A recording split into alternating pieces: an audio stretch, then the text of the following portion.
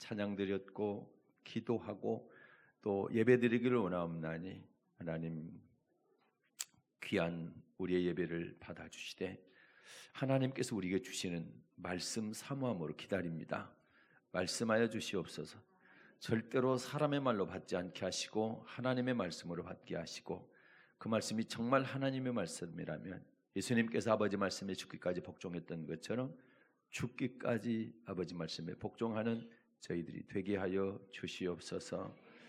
예수님의 이름으로 기도드리옵나이다. 아멘. 할렐루야. 네, 좋은 날입니다. 네, 오늘 또 하나님의 은혜가 충만하시기를 주님의 이름으로 축복합니다. 혹시 지난 수요일 설교 생각이 나십니까? 세상 살다 보면 개인이든 국가든 평안할 때도 있지만 또 크고 작은 풍랑을 만날 때도 있다고 말씀을 드렸습니다. 성경의 세 사람을 통해서 풍랑을 만나는 이유가 무엇인지를 살펴봤죠. 사도행전 28장에서 바울을 로마로 호송하던 그 백부장이 주의 종인 바울의 말을 듣지 않고 선장과 선주의 말을 듣고 항해를 시작했다가 얼마 못 돼서 유라굴로라고 하는 아주 큰 광풍을 만나게 되고 14일 동안 아주 죽을 것만 같은 구원의 여망이 전혀 없는 그런 고통을 당하게 됩니다. 이걸 통해서 하나님은 우리에게 무슨 말씀을 하고 싶으신 거예요? 네, 세상의 사람들의 말보다 주의 종의 말을 더 신뢰하고 순종하게 되면 형통한 그런 축복이 있을 것이다. 그래서 역대하 20장에서 선지자를 신뢰하라. 그리하면 형통하리라. 그렇게 말씀을 하셨죠. 또 두 번째는 이제 요나 선지자의 경우인데요. 니느웨로 가서 외치라고 하는 하나님의 말씀을 들었어요. 하나님의 뜻은 니느웨로 가서 그들에게 외치라 이건데 요나 선지자의 생각은 다른 거예요. 니느웨는 자기 나라를 괴롭히는 원수 같은 나라이기 때문에 거기 가기가 싫었던 겁니다. 그래서 니느웨가 아닌 다시스로 도망을 가게 되는데 결국 다시스로 가는 배를 탔다가 하나님께서 아주 큰 풍랑을 일으켜서 배가 쪼개질 정도가 됐죠. 그런 고통을 당하게 됩니다. 이걸 통해서 하나님은 우리에게 무슨 말씀을 하시는 거예요? 아무리 하나님의 뜻이 내 뜻과 맞지 않더라도 내 뜻을 따르면 안 되고 하나님의 뜻을 따라야 된다. 이런 교훈을 우리에게 주신 거죠. 그리고 세 번째 경우에는 제자들 이야기죠. 제자들이 강을 건너가려고 예수님과 같이 배를 탔습니다. 그러나 또 얼마 지나지 않아서 풍랑을 만나게 되고 배에 물이 가득히 채워지게 되죠. 그래서 깜짝 놀라서 예수님을 깨우게 되고 예수님이 꾸짖으시니까 풍랑에 잠잠하게 됐다라는 거. 이걸 우리에게 뭘 교훈합니까? 우리가 예수님 말씀에 순종하며 잘 따라가고 있다 할지라도 풍랑을 만날 수가 있다라는 것을 말씀하고 있습니다. 그러나 그 안에는 반드시 하나님의 놀라운 선한 계획이 계시다. 이런 말씀을 드렸습니다. 풍랑을 잔잔하게 하는 방법은 어떤 경우든지 다 똑같습니다. 먼저 풍랑을 만난 원인을 내가 찾아야 되는 것이죠. 그런 다음에 불순종으로 인한 것이었다고 한다면 요나처럼 회개하면 되는 것이고, 그 다음에 순종하고 있었음에도 불구하고 환란이 왔다면 제자들처럼 어떻게 하죠? 더 순종하라는 거죠. 그러면 잠잠하게 될 것이라는 겁니다. 오늘 이 시간에는 그 풍랑과 연결되는 말씀으로 로마서 5장 1절부터 4절을 본문으로 해서 왜 환란을 즐거워해야 하는가 이런 제목으로 함께 은혜 나누겠습니다. 왜 풍랑을 만났음에도 원망불평하지 말고 즐거워해야 할까요? 이 세상에 환란을 만났을 때, 풍랑을 만났을 때에 좋아하는 사람은 아무도 없을 것입니다. 그러나 오늘 로마서 5장 본문 말씀에 사도 바울은 환란 중에서도 즐거워해야 한다 이렇게 말하고 있습니다. 로마서 5장 3절을 보겠습니다. 로마서 5장 3절 읽겠습니다. 다만 이뿐 아니라 우리가 환난 중에도 즐거워하나니 이는 환난은 인내를. 아멘. 우리가 환난 중에도 즐거워하나니. 왜 환난 중에도 즐거워야 될까요? 그 이유는 환난은 인내를, 인내는 연단을, 연단은 소망을 이루기 때문이다. 이렇게 말씀하고 있죠. 이게 뭘 의미합니까? 이걸 알게 되면 환난 중에도 즐거워해야 한다고 하는 사도 바울의 고백을 이해할 수가 있게 되는 것이죠. 왜 환난을 즐거워해야 될 것인가? 첫째는 환난은 인내를 이루기 때문입니다. 다시 3절 읽겠습니다. 3절. 다만 이뿐 아니라 우리가 환난 중에도 즐거워하나니 이는 환난은 인내를. 아멘. 환난 중에도 즐거워하나니 이는, 그 이유는 환난은 인내를. 우리가 말씀을 듣고 지켜 행하는 것은 마치 농부가 땅에 씨를 뿌리는 것과 같습니다. 봄에 씨를 뿌리면 여름을 지나고 그 다음에 가을이 되어야 열매를 거두는 것처럼 말씀을 듣고 순종했다고 해서 당장의 말씀의 열매, 말씀에 대한 결실이 바로 나타나는 것은 아닌 것이죠. 물론 특별한 경우는 있을 수가 있겠죠. 말씀에 순종하자마자 바로 즉시로 응답을 받고 또 복을 받는 경우도 있긴 하겠지만, 그러나 대부분은 어떻습니까? 순종에 대한 결실을 보기까지는 계속해서 지속적으로 말씀에 순종하는 인내가 필요하다는 겁니다. 그 말씀을 하고 있는 거죠. 자, 누가복음 8장 15절을 보겠습니다. 누가복음 8장 15절입니다. 좋은 땅에 있다는 것은 착하고 좋은 마음으로 말씀을 듣고 지키어 인내로 결실하는 자니라. 아멘. 좋은 땅에 관해서 말씀하고 있습니다. 여기서 좋은 땅은 네 가지 땅이 나오는데, 첫째는 길가가 나오고, 그 다음에 돌밭이 나오고, 가시떨기밭이 나오고, 여기서는 뭡니까? 좋은 땅 얘기가 나오죠. 자, 좋은 땅에 있다는 것은 착하고 좋은 마음으로 말씀을 듣고 지키어 인내로 결실하는 자다. 순서가 세 가지로 나와 있죠.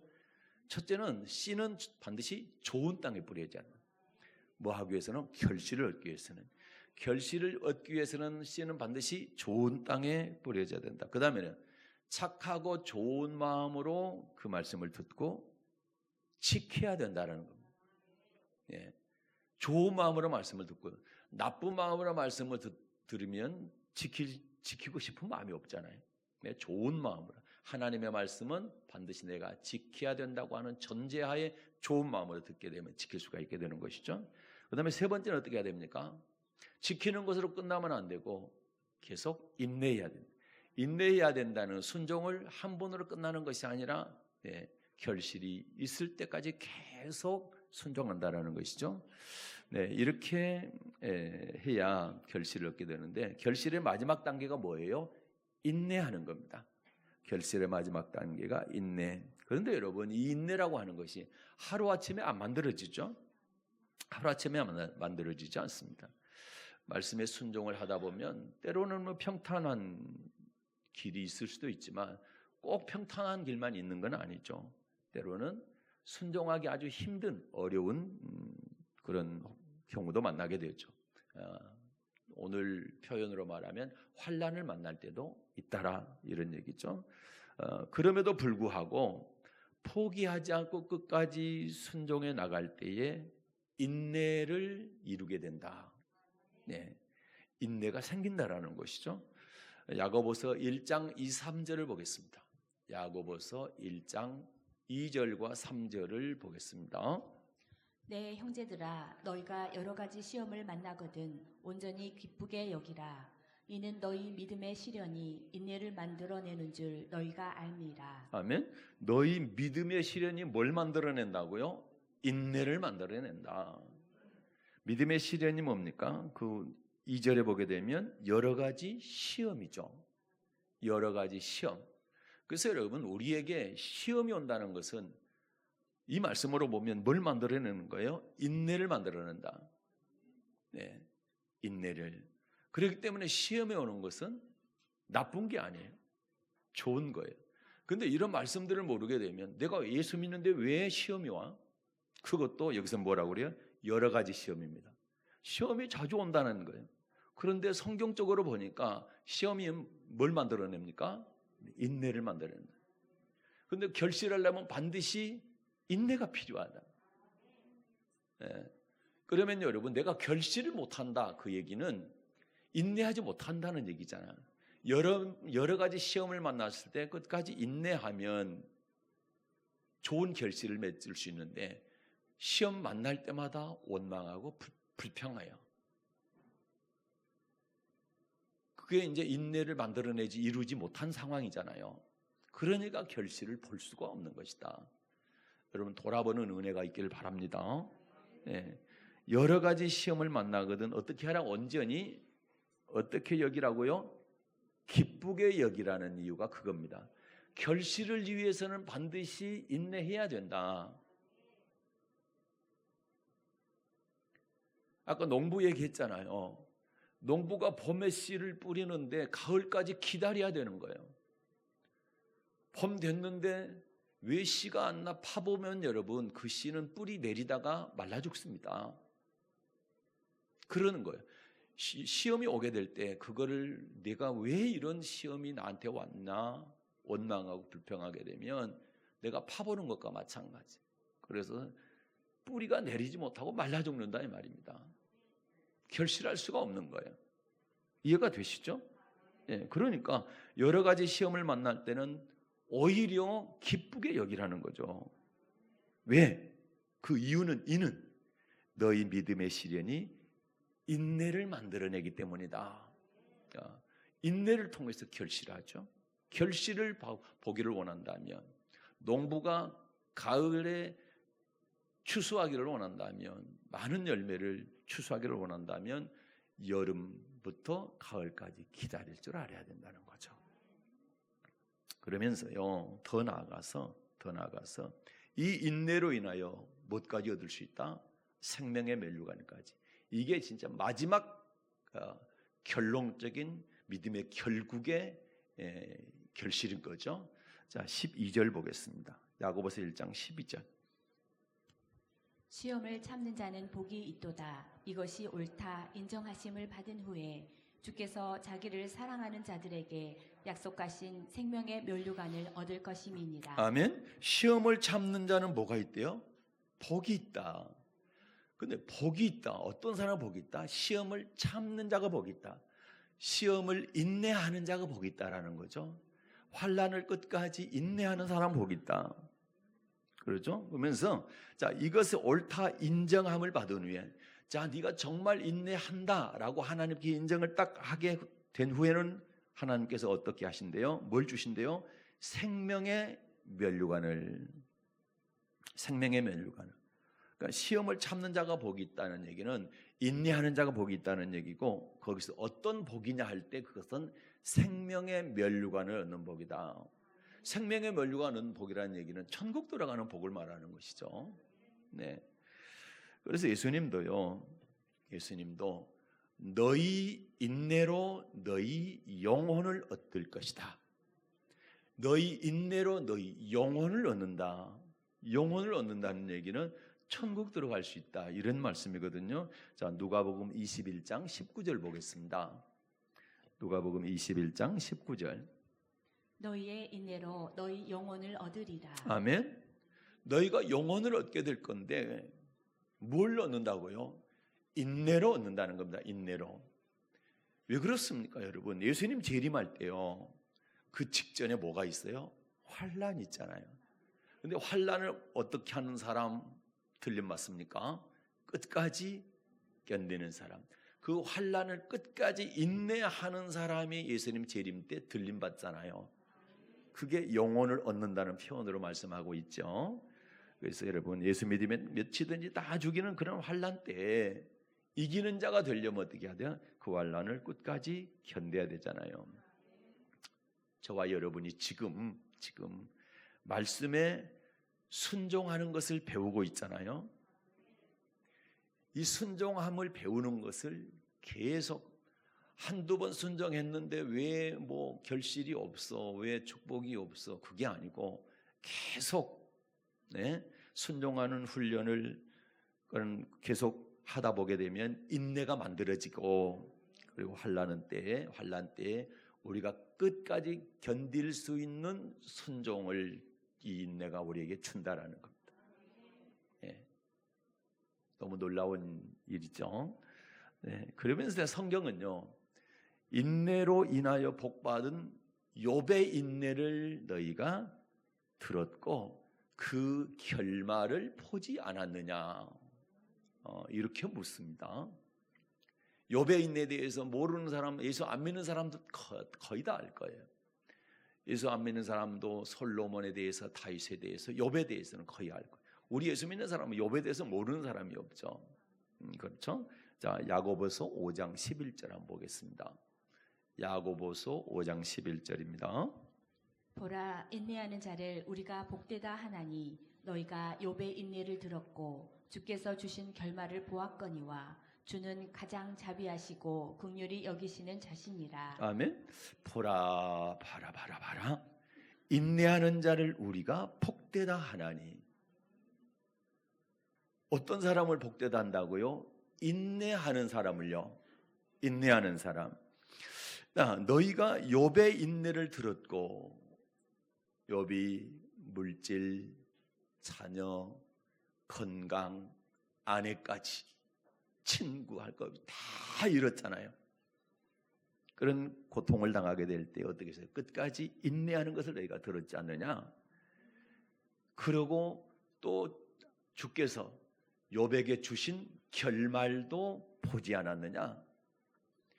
그러면 욥에게 주신 결말은 뭡니까? 두 가지죠. 하나는 갑절의 복을 주셨다. 또 하나는 영혼의 복을 주셨다. 두 가지잖아요. 이 땅의 복과 저 땅의 복을 받게 된 거죠. 그것이 욥의 결말이잖아요. 뭘 통해서요? 인내를 통해서 그걸 얻었다라는 것이죠. 그것을 너희가 들었고 보지 않았느냐? 이런 말씀인 것입니다. 그러니까 욥은 그에게 엄청난 환난이 왔을 때 그를 끝까지 인내했고 그 결말은 갑절의 이 땅의 복, 그 다음에 영생의 복을 얻게 됐다라는 것이죠. 이처럼 인내하는 자의 결말은 이 땅의 복과 영원 구원의 복인 것입니다. 그러므로 이제 여러분이 말씀에 순종함으로 인해서 크고 작은 환난을 만날 때 이를 통해 더 큰 환난을 이기고 그리고 영혼의 참된 복을 누릴 수 있는 인내를 이루기 위함이라는 것을 꼭 기억하시길 바랍니다. 그래서 여러분 앞에 환난이 닥칠 때에 오히려 기뻐하라. 이것이 하나님의 말씀인 것입니다. 환난을 왜 즐거워해야 되냐? 두 번째는요, 인내는 연단을 이루기 때문이다. 5장 4절입니다. 로마서 5장 4절을 읽겠습니다. 인내는 연단은 소망을 이루는 줄 알미로다. 아멘. 하나님은 이스라엘 백성과 언약을 맺으시고요. 그 언약을 지키는 자는 뭘 주시고요? 복을 주시고 언약을 지키지 않는 사람은 저주하시겠다고 말씀하셨어요. 그리고 이처럼 축복을 주시는 것뿐만 아니라 저주를 주시는 것까지도 뭐 하기 위해서입니까? 그분의 말씀에 순종하기 위한 것이라는 거죠. 축복 주시는 것은 그래 네가 순종하니까 축복을 줬으니까 더 순종을 잘해라. 저주 주시는 건 너 지금 그렇게 하면 안 돼. 말씀 순종하는 쪽으로 바꾸어서 복받는 것으로 네가 나아가야 돼. 이런 뜻이라는 것이죠. 자, 신명기 29장 29절이 그 말씀입니다. 우리는 자주 들은 말씀이지만 자, 신명기 29장 29절입니다.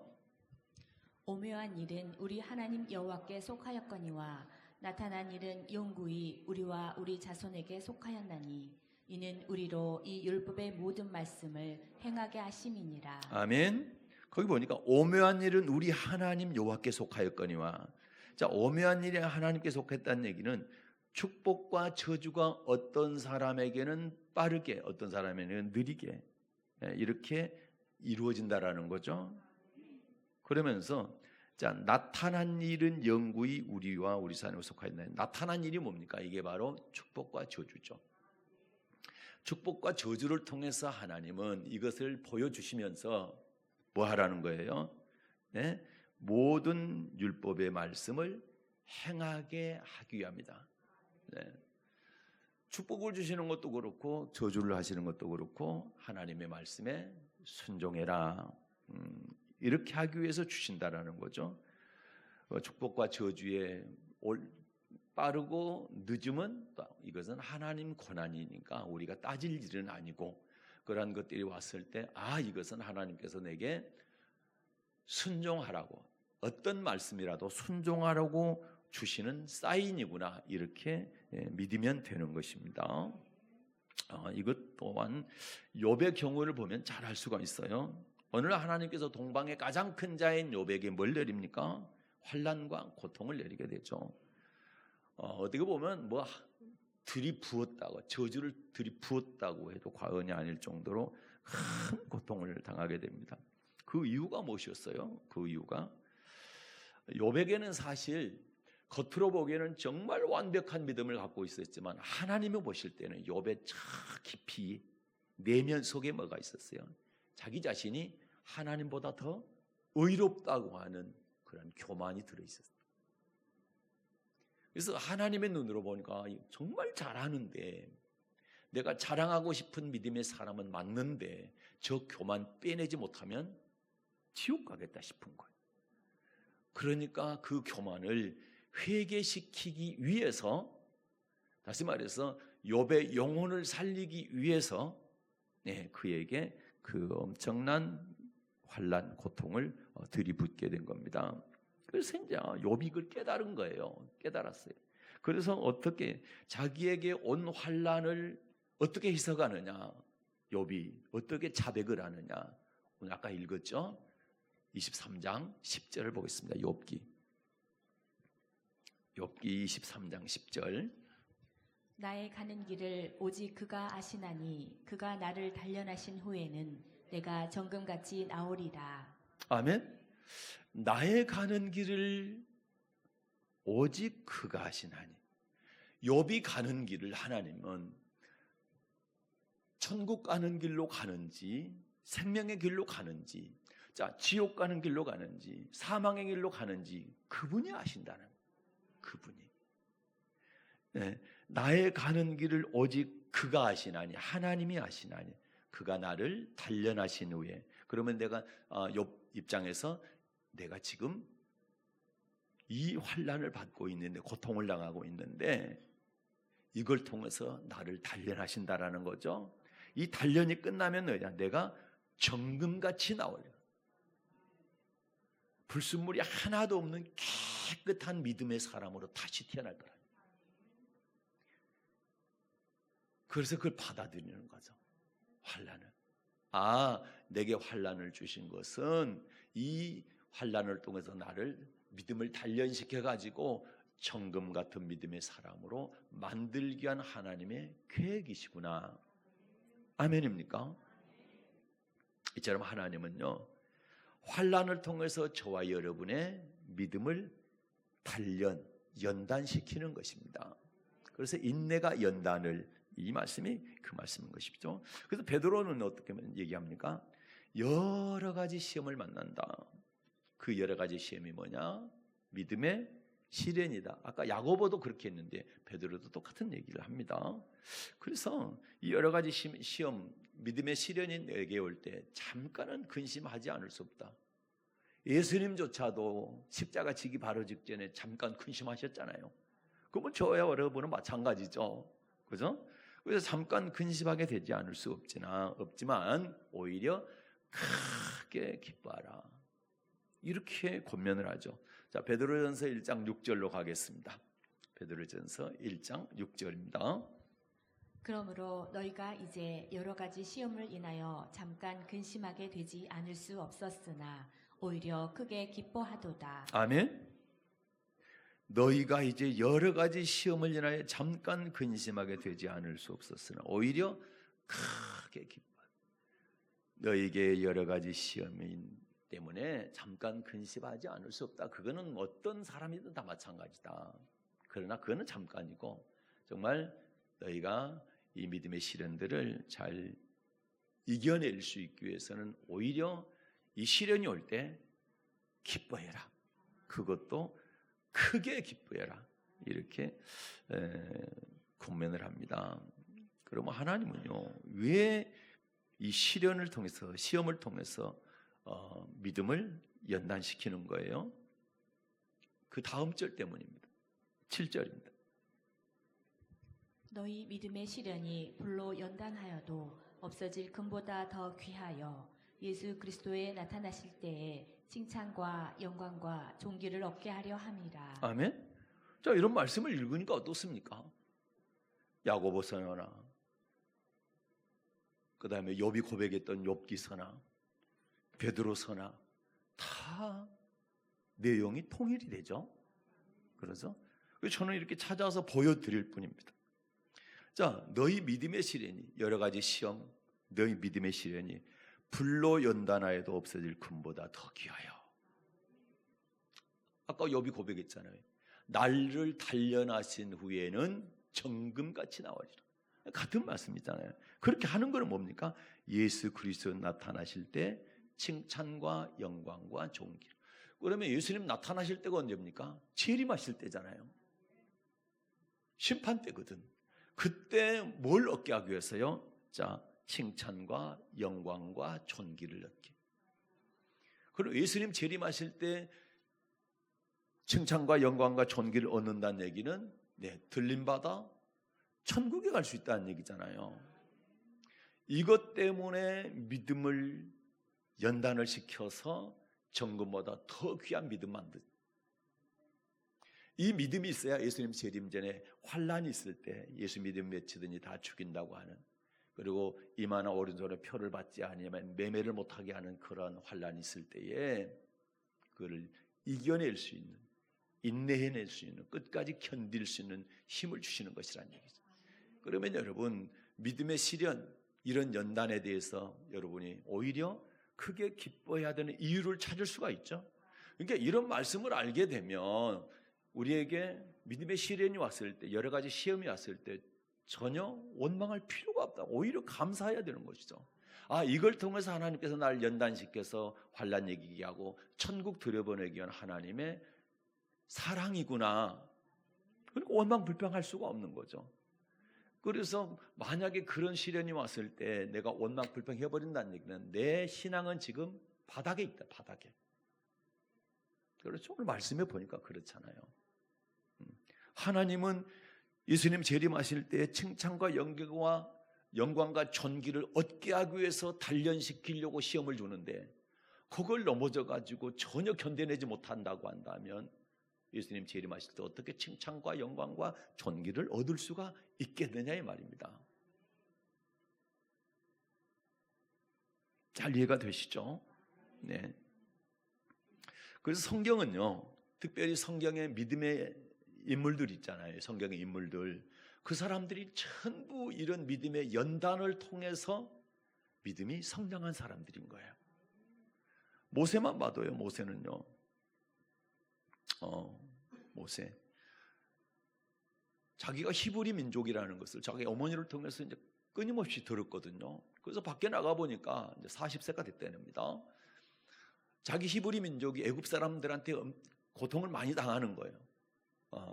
그러니까 분노가 일어난 거예요. 그래서 어떻게 합니까? 애굽 사람을 때려 죽이는 거예요. 그리고 흙 속에다 감추죠. 그런데 그거 들통나는 것 때문에 도망가게 되죠. 미디안으로 도망을 가게 됩니다. 미디안 광야로 도망을 가서 40년 동안 양치기를 합니다. 목자가 되는 거죠. 양치기. 애굽의 왕자의 신분에서 광야에 사람들도 별로 살지도 않은 곳, 그곳에 가서 양치기 목동을 40년 동안 하는, 그 광야라고 하는 것에서 연단을 받고 나서 그가 하나님의 일을 할 수가 있었는데, 어느 정도였느냐? 40년 후에, 40년 전에는 그의 분기탱천에서 사람을 죽이는 살인자였지만 40년이 어떻게 바뀌었느냐? 자, 민수기 12장 3절입니다. 민수기 12장 3절. 이 사람 모세는 온유함이 지면의 모든 사람보다 승하더라. 아멘. 모세의 온유함이 지면의 모든 사람보다 승하더라. 그러면 지상에 있는 모든 사람보다 가장 온유한 사람이 됐다는 얘기죠. 40년 만에요. 어디가 살았는데요? 광야에 살았어요. 뭐 했어요? 양치기 했어요. 그러면 그 기간이 모세에게는 무슨 기간입니까? 연단의 기간입니다. 훈련의 기간이었어요.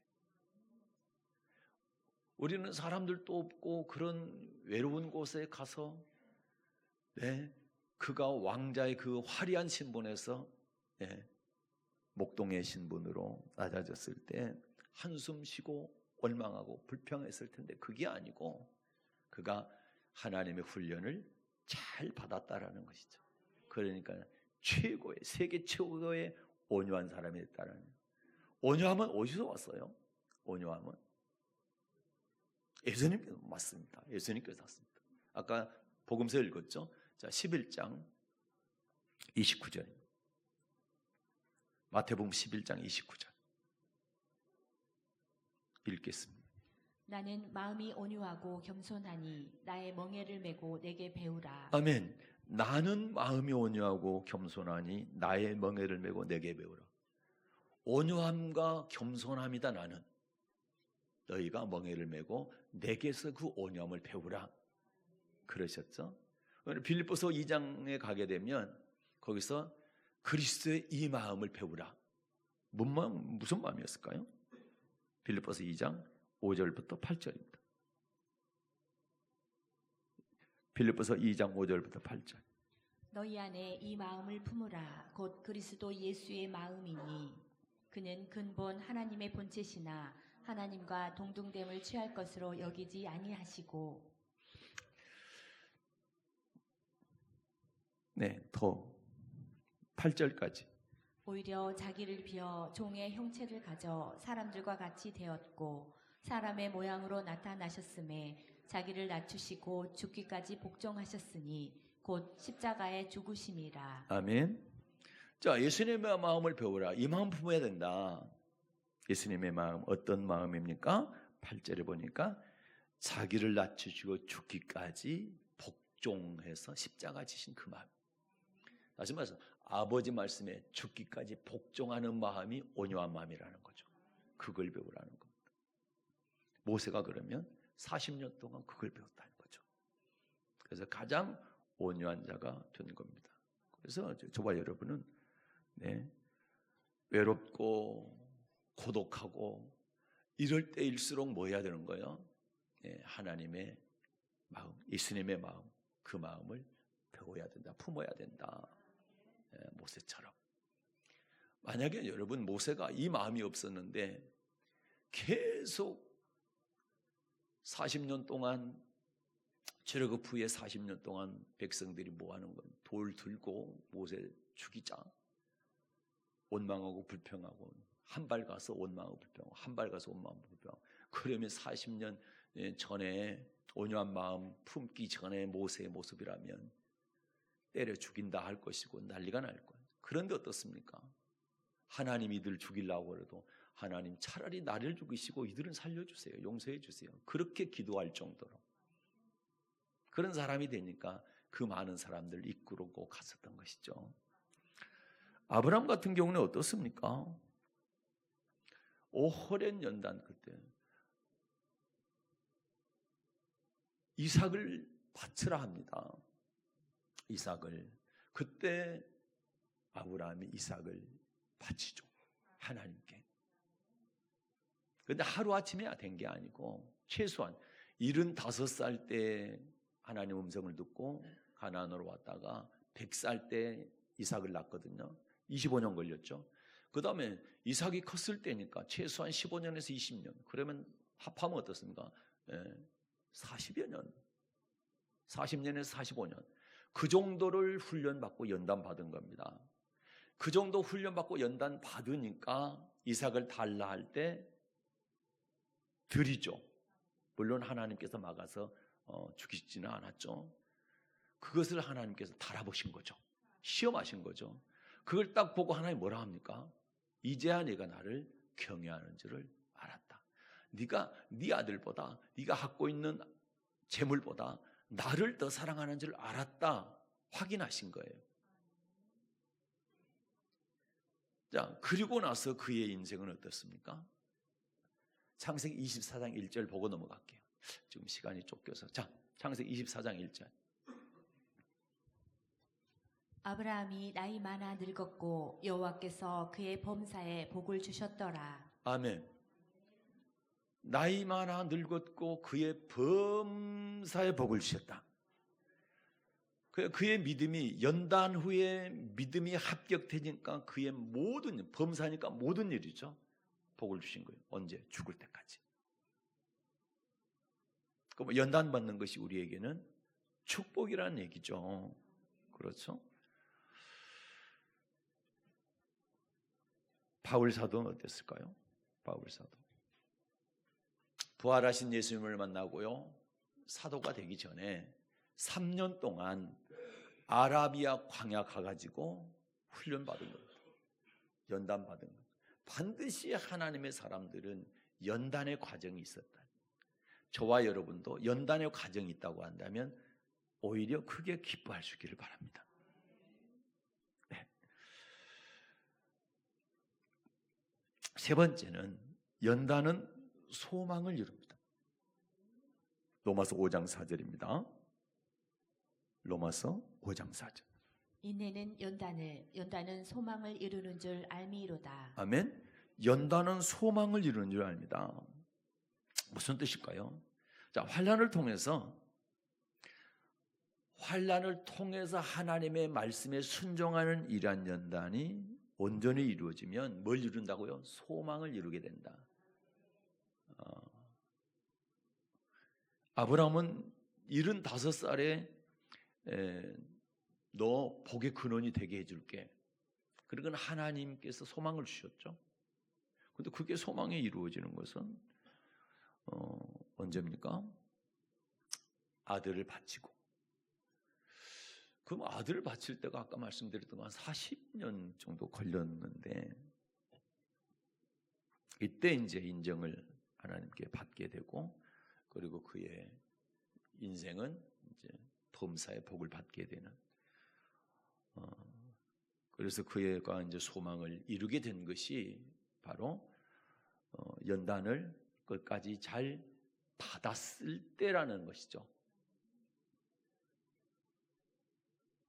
하나님이 우리에게 축복의 약속을 주셨다 할지라도 끝까지 연단을 잘 받아야만 이루어진다는 사실을 우리는 꼭 알아야 된다는 것입니다. 하나님이 축복을 약속하셨으니까 이렇게 돼야 되는데 왜 안 됩니까? 기다리라는 거죠. 줄 때까지 인내하라는 거죠. 그 축복을 줄 때까지. 아브라함이 그렇게 했다라는 거예요. 요셉은 어떻게 해요? 요셉? 하나님께 그의 꿈을 2번이나 보여주셨죠. 너 형제들이 내게 절하게 될 것이다. 네 부모까지도 너에게 절하게 될 것이다. 이런 소망을 주셨잖아요. 그런데 어때요? 형들의 시기로 인해서 애굽으로 팔려가서 종이 되죠. 보디발의 집에 종이 됩니다. 그리고 결국 보디발의 아내의 유혹을 물리치다가 감옥에 갇히게 되죠. 그럼에도 불구하고 감옥에 아무 죄도 없이 들어갔음에도 불구하고 그는 원망불평을 한 번도 안 했다는 얘기예요. 연단 시련 과정에 들어갔음에도 불구하고 원망불평하는 것이 아니라 오히려 감사했죠. 네. 하나님 말씀에 순종을 했죠. 그렇게 하니까 어떻게 합니까? 동행해 주셨죠. 함께 해 주셨죠. 함께 해 주시니까 형통하게 됐고 그리고 애굽으로 팔려간 지 13년 만에 애굽의 총리가 되는 겁니다. 자기에게 하나님께 보여주셨던 그 소망이 이루어지게 된 겁니다. 13년 동안을 인내한 거예요. 연단 받으면서. 시편에 보면 그가 쇠사슬로 묶인 바 되었다. 엄청난 고통을 받았다라는 것을 시편에서는 기록하고 있거든요. 그럼에도 불구하고 끝까지 인내하게 됐을 때 국무총리가 됐다는. 다윗은 어떻습니까? 우리가 너무 잘 알죠. 다윗은요 사무엘 선지자를 통해서 기름 부음을 받았어요. 그러면 왕이 될 거란 얘기거든요. 그런데 기름 부음 받은 다음에 하나님께서 왕이 될 것이라는 소망을 주셨는데 그 다음에 뭡니까? 사울에게 쫓겨다니는 거예요. 10년 넘게 자기를 죽이려고 하는 사울을 피해서 굴 속에서도 살다가 황무지에 살다가 때로는 적국인 블레셋에 가가지고 미친 짓 하다가 그런 수모 겪고 환난을 당하고 그런 연단 과정 속에서 까지 하나님의 말씀에 순종하잖아요. 원수 같던 사울을 죽일 수 있는 절호의 기회가 성경에 기록된 것만 2번입니다. 부하들이 죽이려고 할 때 죽이지 마라. 왜요? 하나님께서 기름 부은 자는 죽이면 안 된다고 했다. 오히려 보호해 주죠. 그런 과정을 거쳐서 그가 최고의 왕이 된 겁니다. 그래서 인내를 통해서 그의 소망이 이루어진 줄로 믿습니다. 이처럼요, 하나님은 우리가 하나님의 말씀에 끝까지 순종하는 그러한 인내, 그 인내를 연단을 통해서 만들어내고, 그리고 그 연단이 마침내 소망까지 이루어 주시는 줄로 믿습니다. 그래서 하나님께서 우리에게 이런저런 시험들을 통해서 연단하실 때 우리는 어떤 생각을 해야 됩니까? 결국 우리의 소망을 이루시기 위한 하나님의 계획, 하나님의 통로구나. 아멘입니까? 그걸 꼭 기억하시고 오히려 기쁜 마음으로 잘 받아들이시고 하나님 말씀에 순종하는 그 훈련을 하게 될 때에 아멘하고 꼭 승리하시기를 바랍니다. 말씀을 맺습니다. 신앙생활 하는 동안 누구나 크고 작은 환난을 만날 수 있습니다. 그런데 하나님은 이 환난들을 통해서 뭐 하는 거예요? 우리의 믿음을 어떤 말씀에라도 순종할 수 있는 과정으로 계속 인도해 가신다라는 거죠. 그래서 정금 같은 믿음으로 나오게 해주신다. 그래서 하나님께 이렇게 연단하신 것은 바로 우리에게 있는 소망, 최고의 소망은 뭡니까? 천국 가는 것. 그분 강림하실 때 칭찬과 영광과 존귀를 얻는 것, 이거를 이루시기 위함이다. 또 야고보서에서는 생명의 멸관을 받게 하기 위한 것이다.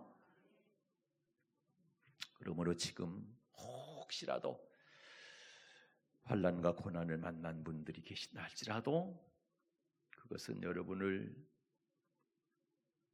여러분에게 인내는 연단은 소망을 주시기 위한 하나님의 축복이신 줄로 믿고 감사하면서 오히려 기뻐하면서 이 시기를 잘 지나갈 수 있기를 바랍니다.